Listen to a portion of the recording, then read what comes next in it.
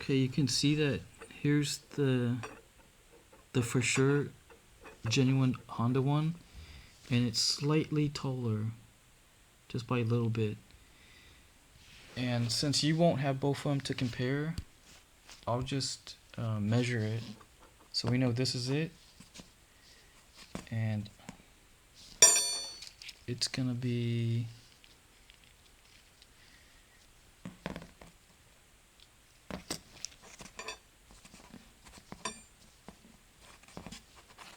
I can get it to stay still.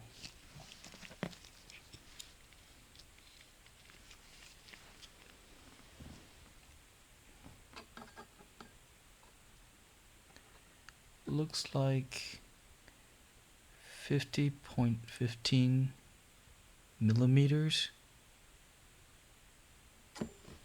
and the eBay one is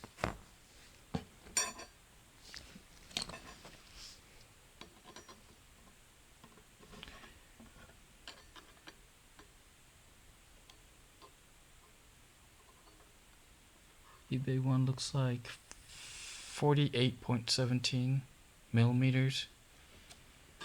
So when you check for your OEM part, just make sure it's the same measurement that I got, which was like 50.15, I think. Okay, so the basic setup is I've got my tool that I made earlier, and I did double check that this bearing right here, it's not pushing on the outer race, it's spinning, so it's pushing on the inner race, because you don't want to damage that bearing. And so basically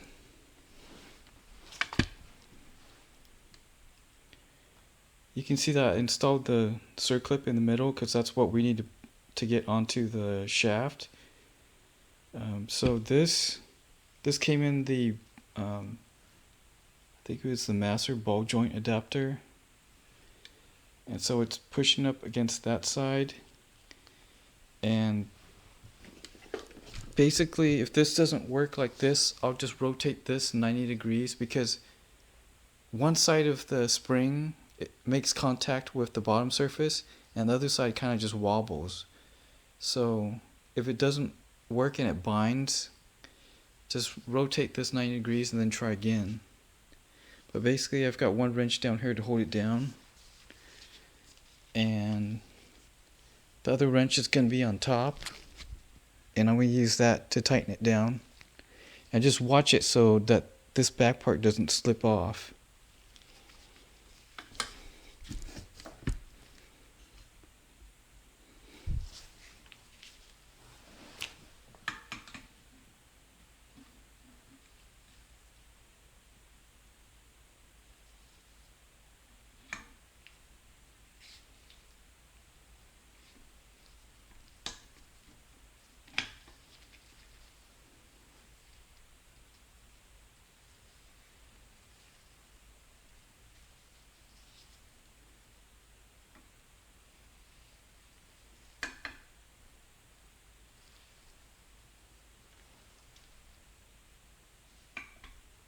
Yeah, without making a tool or buying a tool, you couldn't do this by hand.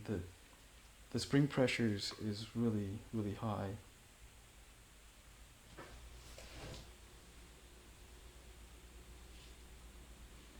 And then the only thing that you gotta worry about is it getting caught on the middle shaft. So I'm going to keep doing this and then try to get it in. Okay, I couldn't get it centered right. So the next setup I've got is with these two adapters here, and I got it from the wheel bearing kit. Their thicknesses are the same, even though these are different sizes in the center. So I needed equal pressure on both sides, and I couldn't get it with this thing because it was too big. So these two sides weren't touching evenly. It was touching more towards the back. And this one was actually even bigger, so that didn't work. So I put these two here with this, and then this on top of it. And I don't actually need this, I just it was easier because it made this coupler nut closer to the end, so I didn't have to screw it in so much down. So this is working, and there's the circlip already in there. So once I get it down far enough, I can use some pliers or something and get that circlip into the groove in there. So basically I'm just twisting it in, and you should be able to see it go down further. Push the circlip out, and so you can see the center shaft is going through evenly, because before it was all crooked and it wouldn't go in straight. And you also, the thing that I did was I kept turning it. I looked up from top and I kept turning it until it looked like it was centered, and then I put all this stuff on. It just it made it easier to center that.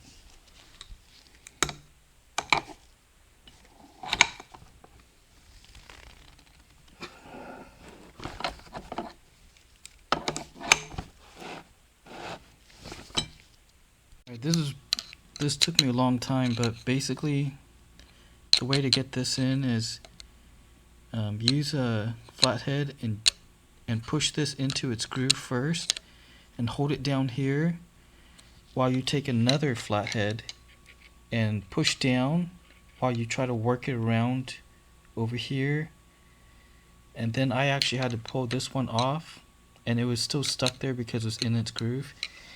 And I took it and I pushed it down more here while I held the other flathead back here, and pushed it until it snapped in place. And to double check it, you just spin this.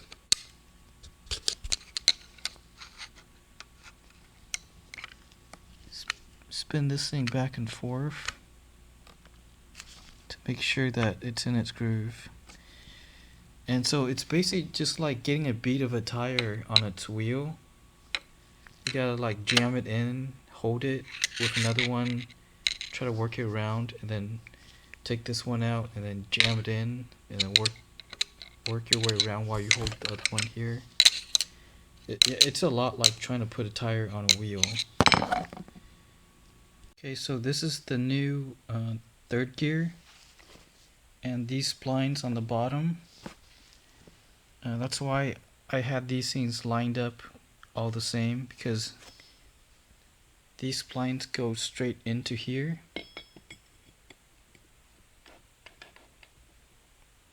Which I'll fix later. It looks like, yeah, they're not perfect.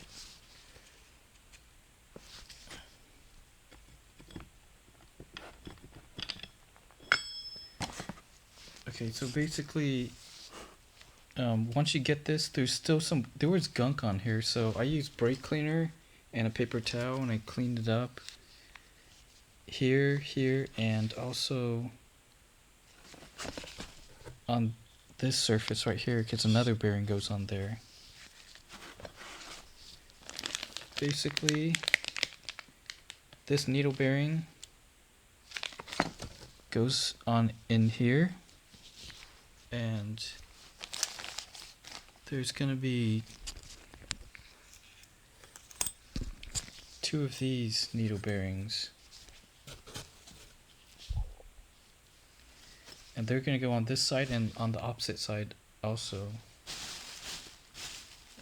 And I believe this is the part number for it, and you'll need 2 of them. So what I noticed on this one is, you see on the outer edge there's like a channel, like a groove where oil can get trapped. It might not be that important, but I'm going to be really picky, and that oil trap, I'm going to put it towards this side so that way oil can get trapped underneath there. And so the same thing is going to happen to the opposite side. I'm going to take, not this side, but this side with the oil trap, I'm going to put it towards the surface so that some oil can get trapped under there.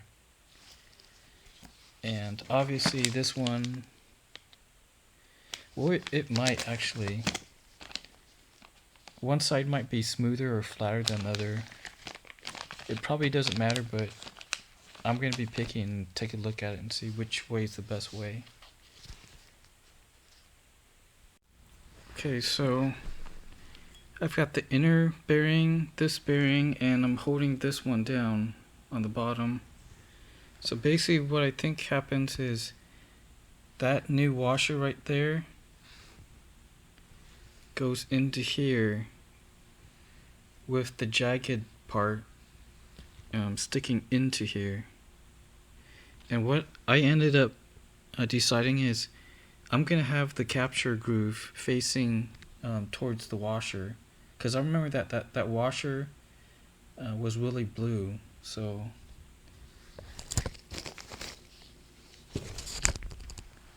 basically I'm gonna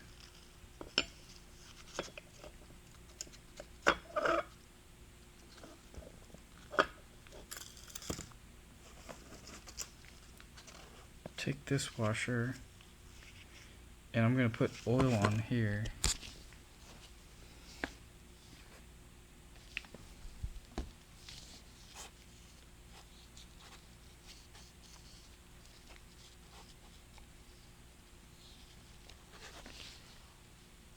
And then it should go like this.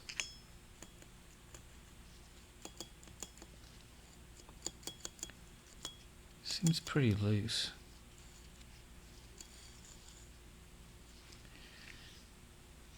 So I don't think I need to oil this side actually, because I think it rubs up on this part or this part. So I actually would rather have more friction. So this should be ready.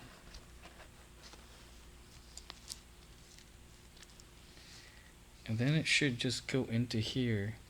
But I think the best way to keep everything intact is hold this like this and then drop that on top of it, because that's held together already and this is not. So hold this while you drop that on top and then wiggle it around to make it go in. Alright, so gonna try to do it this way.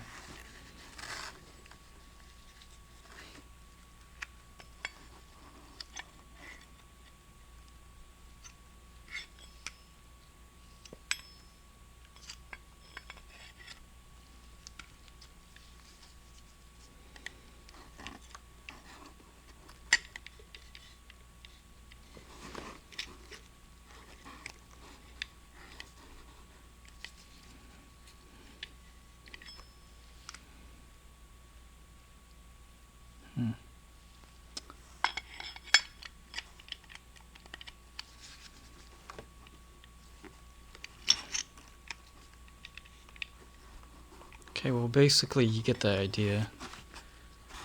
This is gonna take a while for me. I get it.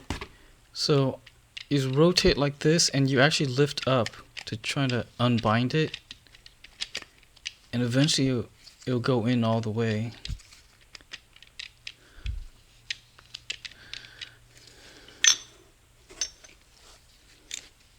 Actually, that it must go in even deeper than that, because that shouldn't be rattling.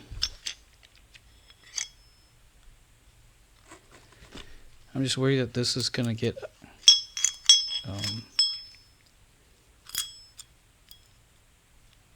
I'm just worried that it's gonna get in crooked if I don't check it.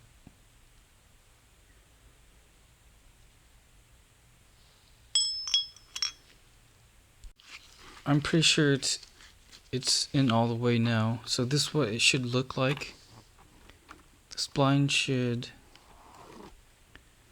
be pretty much all the way down to the same level as this end plate. And so there is a little bit of play designed in this.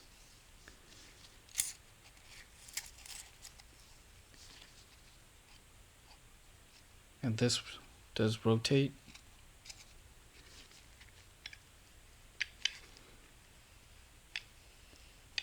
So normally when it's not engaged, I still feel some friction here, quite a bit actually.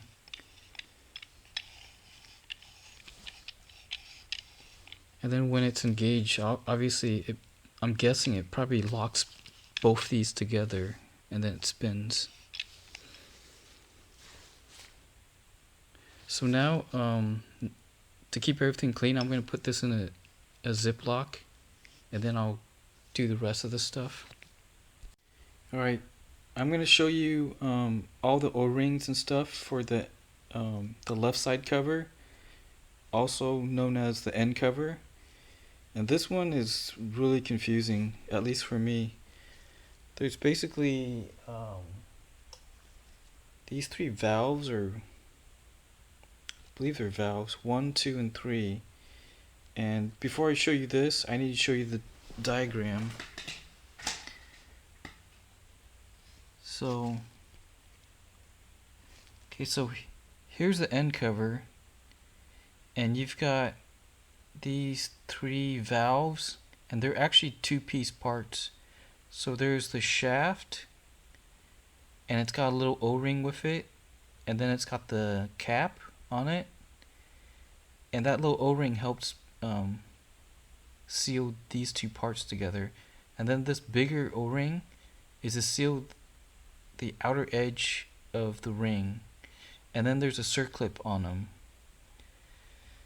So it's basically the same design for all of them, except the little O-rings, they're all different part numbers. So that's why it's so confusing. And the big rings, 37, 36, these two share the same O-rings for the rings, or the caps. So 36, 36 are the same, and this one's different, and all the little O-rings are different. And these caps, they're all different. And these two are really similar, so it's really hard to tell them apart. So don't mix them up when you take this stuff apart. Keep them separate and organized. And these two snap rings are the same. This one's different. And there's also these three tiny O-rings that are along the edge, and I'll show you all of that. Okay, so back to the actual part. So this is this right here. That's the part number for the cap, for the outer part of the cap. And then here's the little O-ring for it. So this one, these two parts are for the largest one. You can see what it looks like in there. The way that they mate together is, you see this eye? That eye, this thing snaps into that eye. So when you turn it, you'll feel it push in. So the large O-ring, here's the old one. And I think they're only like 1 millimeter or something like that difference in diameter of the inside diameter or outside diameter, something like that. So trying to use a caliper to do it would be really hard, because these things are flexible. So you really do have to match up these things with the diagram. That's going to be the easiest way. But this large one, I'm pretty sure it fits around there. It's basically just like a seal on like a jar, like a cookie jar or something. So that's what the big one is for. And I'm guessing that rubber probably seals, actually probably not in here, but probably up here on this very top ledge. Actually,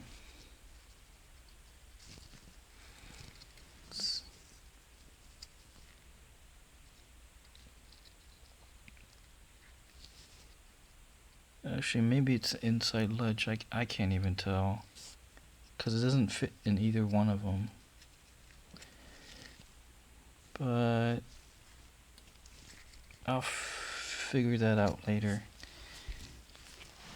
So that O-ring, like I said, these things are 2 parts. So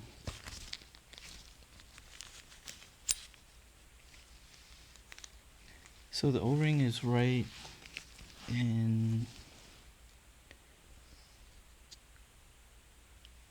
O-ring is right there. Right in there. I don't want to take it out now because I don't want to confuse myself. But that's basically how it works. And then getting this circlip in there is really hard. I'm pretty sure it's going to be really hard for me, so I'm not even going to try to do it on camera. But it looks okay, so the circlip looks like it goes under there, because you can see there's a ledge in there. And this little gap here probably helps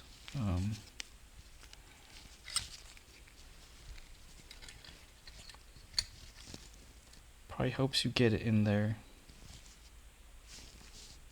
And obviously you're gonna have to get snap ring pliers, compress it and push it in and let it go.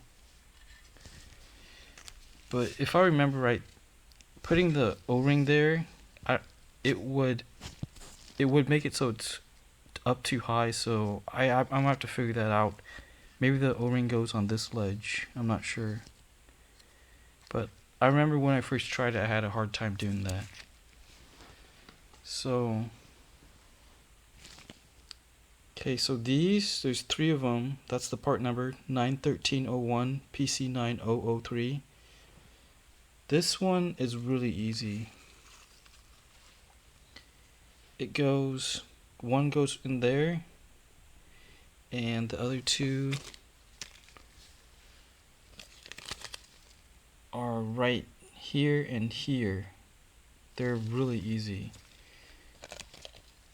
So this is the O-ring for this one, and that one's easy to identify because it's got that shaft on it, and this shaft goes over this thing. So it's like a double pipe type thing.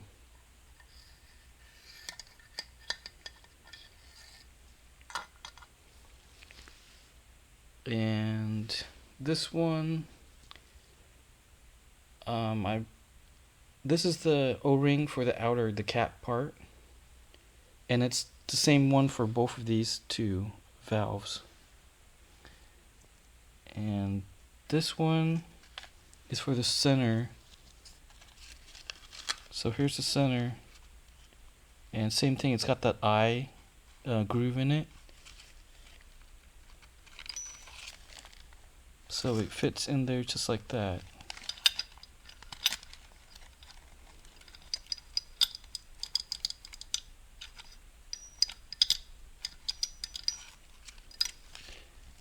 And one more thing. This O-ring right here, this is, I believe it's for this valve right here. I think that's the accumulator valve, which is weird because there's a valve body called the accumulator and top accumulator. So to get this out, it looks like there's a circlip in there that you'll have to push together and pull out. But that's where that one is. I'll double check. There might be 2 O-rings in there. So basically that's how this O-ring system works. It's pretty complicated. So I figured out why I had so much trouble with this large O-ring. this top race right here, that's where the straight clip goes on and nothing else. So that means that this old O-ring went only into that groove right there. But the thing is, it's too big. So what I'm guessing is somehow it got expanded over time. So that's why I had a lot of trouble getting it in there, because it only goes into that, see that really shiny ring? That's where it should go, and then the cap should go on top of it. Because if you can see here, I was looking at the actual part, and it looks like it's slightly smaller than the original part, the old part. So somehow this thing expanded, and that's why I had so much trouble. Oh, also one last thing. I sprayed that acid cleaner in there, and I think all these bearings are shot because this one feels really bad. Probably just take a flathead or something and smash that out. And then on the other side is that oil ring, or that oil seal, and you should be able to get that out with a flathead too. Just make sure you don't damage the outside wall here.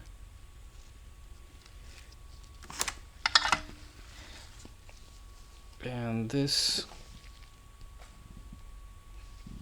you know, I couldn't even take this off. I don't even know if it comes off. And this one is really easy to take off. You just spin it and it comes off.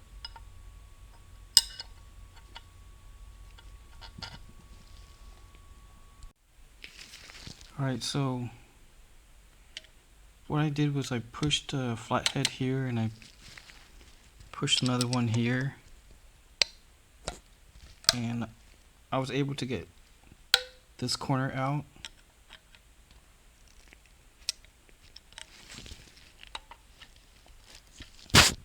And I think you can just work it off. Try not to bend this. And I think if I use some pliers, it's gonna be a lot easier.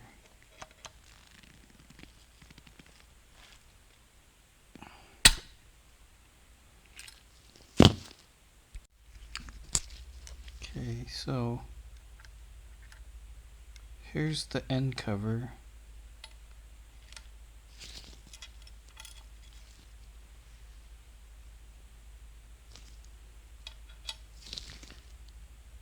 Here's the spring.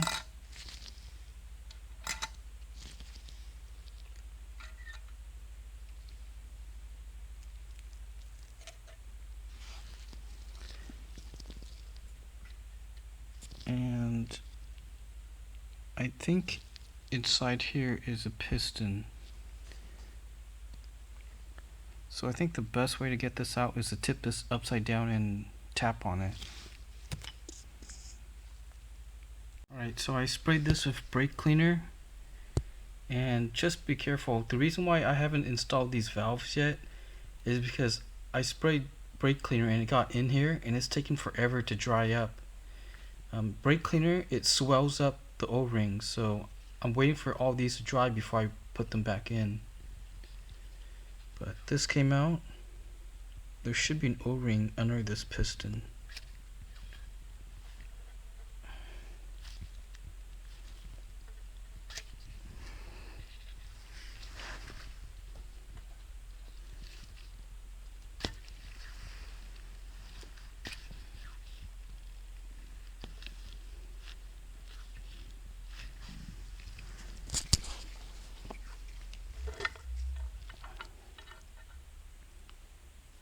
Actually, looks like the O-ring is around the piston. That's why it was so hard to get out.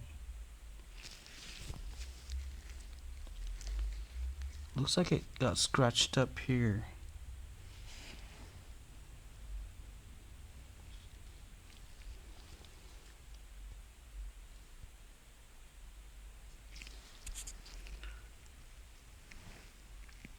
really hard to see, but I'm going to spray that with brake cleaner too to clean all that out. But so basically, I'm going to replace this O-ring right here. And if this is really bad, I'll replace the piston too. Alright, looks like this one's different. The first time I tried it, the O-ring got caught at the top. So it got caught at this top race right here. And I actually found out that you can actually push it down into the main hole here. And I think the only thing left to do is to oil this up.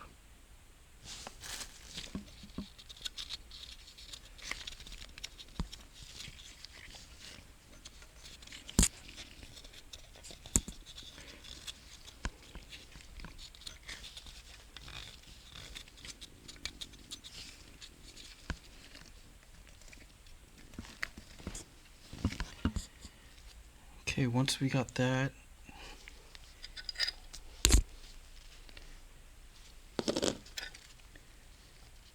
we'll have to assemble this.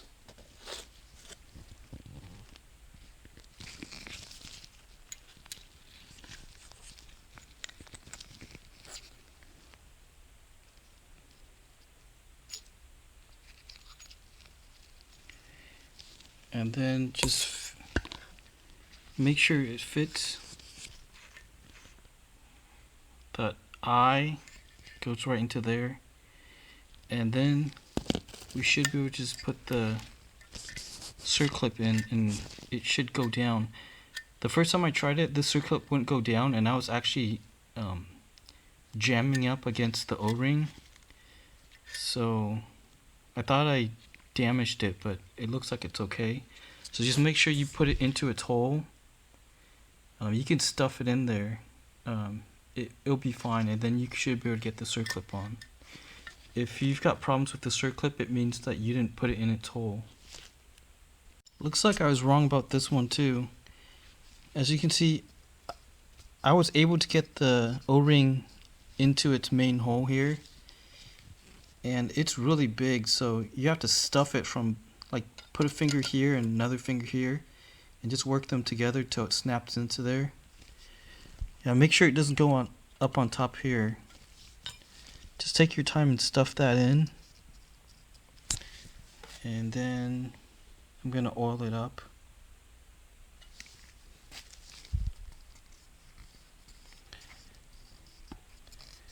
I don't really need this oil. What I'm actually doing is trying to wipe off any paper towel debris that's on here. So once that's on and you have the O-ring in there, this should pop on.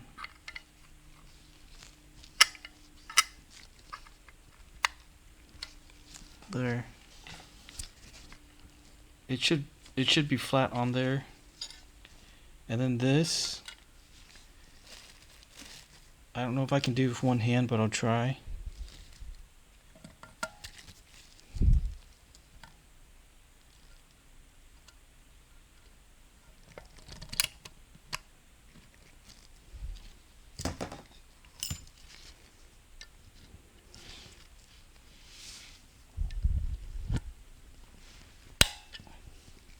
So that snapped into place.